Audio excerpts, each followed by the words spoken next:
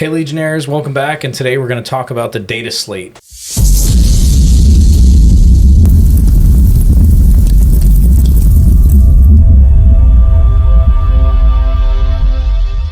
Hey guys, welcome back, and I'm Kevin. I'm Chris. And we're going to talk about some Data Slate updates. Yep. A lot of interesting stuff, right? Real interesting. Yeah. Last week they came out with a whole bunch of changes as far as points, as far as rules commentary. There's all kinds of new stuff going on. Pretty much every faction got touched, which a couple unique ones didn't, which we'll talk about at the end. But I guess we'll just jump right into it. Some big winners in this update are Adeptus Custodes. So the Golden Boys got huge changes. They're back. Yeah. And I think they're like S tier now with the changes. Pretty We're much darn close to it. Yeah. My observations of them, I've played them twice since the new Data Slate, man, they are strong. They made it so that their Feel No Pain is not just against mortals, now it's also against devastating wounds. Nice. So they're not capped by that anymore. That was their major Achilles. Yeah. That's a big change with the dev wounds. They also got some really nice points changes. They're, very, very good as far as that goes. I think the guard got lowered. They're now 180 points. Very strong. Yeah, and so now they're, good. And again. now, spoiler alert, later on we're going to talk about how there was a rules change with how having damage works and how modifiers work. Trajan has the ability to ignore modifiers. So he is an auto-include in like every Custodes list now because he just murders Catan. Which we love that. Yeah. He's a unit that you just point at something and say, I want that thing to die. And he's really good at that. You being a Necron player. Not a big fan. So let's jump into it. Next big army we're going to talk about is Eldar. So this is their fourth major round of major nerfs. They needed it, though. Yeah. No matter how hard they try, they can't seem to put this army down. And they're still good. I think they're, 58% win rate, roughly? I think even after the major changes we see here, they're going to remain an S-tier army. Yeah. They're just, they're exceptionally good. The biggest change they made was that they changed their fate dice from 12 to 6. Which, cutting that in half, it's huge. But you can still take the one character that gives you 3 additional, so... Yes. You can bump it to 9. He might be an include, because Fate Dice are still good. They're not as good as they were, though, right? Right. Yeah, I mean, you can't say they're not good. They're amazing. But I would say that he's an auto-include just based on what the dice do. Right.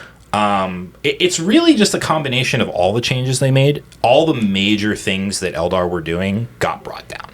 So, Night Spinners, for example, right? Their change makes it... You could argue that it's kind of like a buff/nerf, depending on what you're fighting against. Instead of making it so you can't advance anymore, it reduces your advances by 2. So, there's some units that didn't care about that, but now they do. So, that's a big change. Guard got some big changes as far as points go. I wouldn't say necessarily big changes, but they clarified how giving out commands work with their commanders. They weirdly nerfed the Basilisk. They made it more expensive. Which wasn't even being played from what I understand. I mean, it's being played, but it didn't need to be nerfed. Why? You know, it's just weird. Yeah. Blood Angels, they got the most ridiculously minor buff. +1 to strike. Yeah, here's a little consolation prize. It's okay. I don't think anybody's thinking about that at all. And we can't talk about Blood Angels without talking about World Eaters, right? So all the World Eaters guys out there, unfortunately, you got fucked. A little bit, yeah. I mean, your best unit was able to, an 80-point unit, by the way, was able to one-shot. You had a demon once. Yeah, Bloodthirster completely couldn't even attack. I was like, I can take this. Well, it turns out I could not take that. So instead of D3 extra attacks and D3 extra damage, now it's just flat 1. Which seems fair. That was a completely ridiculous, in my opinion, broken model. Yes. There's also some changes with their ability to resurrect Angron as well. They can't manipulate the dice as much, and it only happens once. Correct. Instead of being every turn they could reroll dice, it's just once per battle. Perfect. So That's kind of a big deal. It needed to happen. You know. I played against World Eaters 3 times, and the guy was re-rolling on re-rolling on re-rolling, and it was like an 80% chance that he would come back. It should be. I feel like that it's more narratively interesting if it's like, oh wow, this happened, it's amazing. Not like I'm fishing for this thing. I think the highest it should be is like a 50% chance, and that's fair. Insanely high. Absolutely. Maybe a 40% is a sweet spot, but we'll see what happens in the coming data slate changes as well. 3 6s is hard to get. It is hard to get. Yeah. I think the biggest loser in this data slate by far was Chaos Space Marines. Oh yeah. But they needed it too. Yeah. Let's be honest. I mean, I said this in the past. Everything that army did, they just did better. Like, they fight better. They hit like a truck. They have every stratagem you want to do better. Rerolling hits, rerolling wounds, making their stuff loan op. Like, just everything you want in an army. Resurrecting. Yeah, resurrecting. Yeah, better than Necrons. Much better. And, now it's once per phase, once per round instead of once per turn. Yeah. Which is really it needed it. And the exploding into the mortals and the devs and all this other stuff, it was just crazy mess of things that is happened. A bonkers army, and I'm glad they changed it. I think they're still good though. So I was actually reading an article today. Like, they're still quite good, and there's a lot of ways to build them now. Where before you were kind of pigeonholed into a very niche thing. You had to take the cultists. You had to get all that blob going. You were forced, and now it's like But I think the guys that really also got some changes, and I saw their win rate go up, is the orcs, right? Orcs have always been good. It's kind of a sleeper army. It's weird. It's whenever you look at tournament results, you always see orcs creeping up there. They're always in the top 8. And when you look at their win percentages, they're in the top percentages of armies. It's weird because it's never in the discussion, but they're good. They're just, I've played against them, and man, it's terrifying. They're in your face turn 1, and it's rough. I think also one of the biggest changes in this data slate is Drukhari.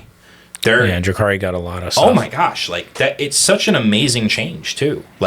It's cool to me that GW is willing to completely revamp and make a whole new index for an army. They see they're struggling. Let's do something new. That's what they did. They made a whole new, detachment for Drukhari, and it's good.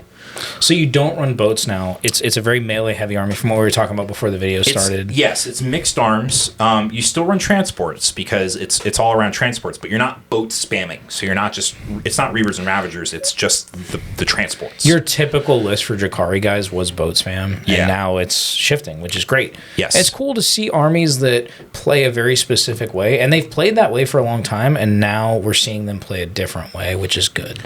I think that GW is pushing in a great direction where every army is going to be able to kind of play your way, but still have their niches. But it's going to take a long time. I'm talking years, probably, development. Absolutely. Yeah. And I like what they're doing with the indexes. Or the codexes. The codexes, yeah. They're we've seen a few now. We've seen Tyranids, we've seen Space Marines, we've seen Admech, we've seen Necrons.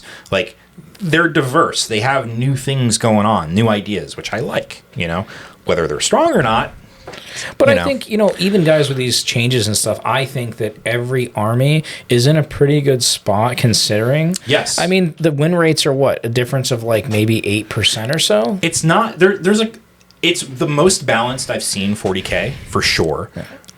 With outliers, Obviously, the data doesn't reflect very well because you have some armies that are really played a lot, and then other armies that aren't played. And I don't think they factor in the mirror matches either. Kind of like in the beginning of 10th with Eldar. Correct. Yeah. There's some data aggregate sites that will factor that in. They'll take out the mirrors, and that does change the data quite a bit, especially with Eldar at the beginning. I think they were at 80%. It was obnoxiously high. But as far as the winners in this data slate, ironically enough, it's the ones that didn't get touched. So which are Necrons. Weird. They are for sure the boogeyman in this new meta.